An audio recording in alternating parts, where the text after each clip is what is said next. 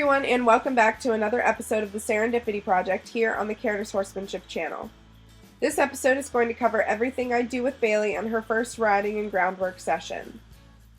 I start off by asking her to yield her hindquarters, just testing out how she responds to any bodily pressure and making sure she's listening.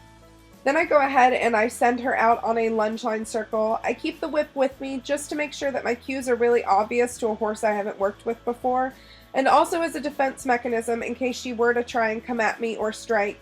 I can move her out of my space without having to use my actual body. You can see she's pretty reactive and pretty fresh. I'm not too worried about it because I know that she is fresh and out of shape, and this is her first time back working in an arena, so I don't really get after her. In the future, if this behavior persists, I will, but at this point I'm just testing out what she does and doesn't do. This stopping and coming in is a bad habit that I will correct later, but for now, again, I'm just testing out to see what she does. I go ahead and start her on a smaller circle in the other direction. This is a good way for me to test out how naturally balanced she is. So you can see she's stopping, and then when she doesn't stop, she runs and leans way in. That tells me that she doesn't want to put much weight on her haunches right now and that she's not very in shape. Since she was so reactive to the whip, I start desensitizing her to it a little bit. I just toss it up and down by her side.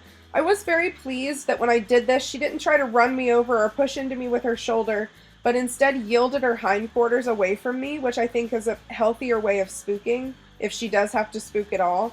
You can see here, once I toss the whip, she stands quietly, and I go ahead and drop the whip and pat her.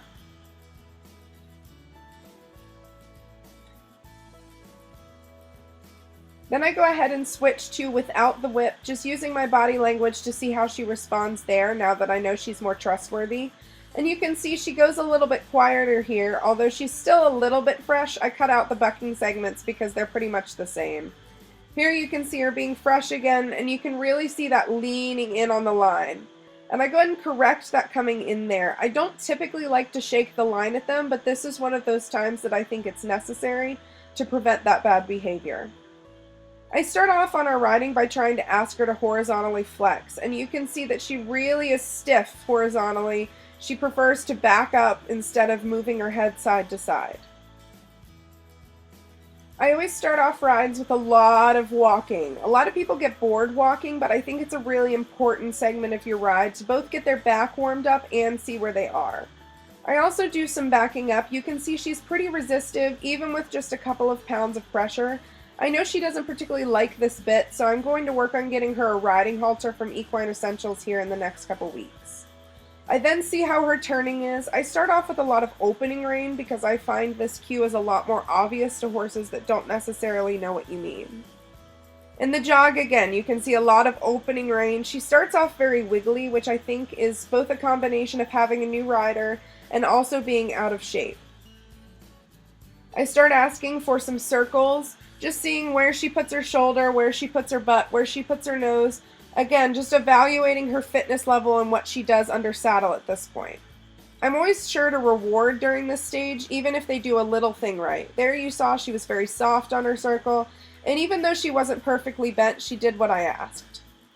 I then go ahead and test out her canter. You can see she's rushing, she's downhill, she puts her nose to the outside. So I go ahead and bring her back, and I decide to leave that for another day when she's more in shape, as I can tell most of those problems will be fixed once she's more confident putting weight on her hind end.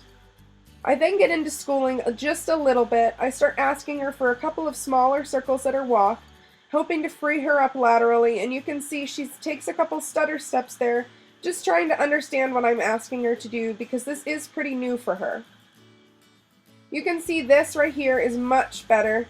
She'll bend to the right, flex, lift that shoulder, and I'll go ahead and let her walk on because that was much better with what I was asking. I then go ahead and repeat the circling exercise to the right, again just asking her to lift that inside shoulder and bend around.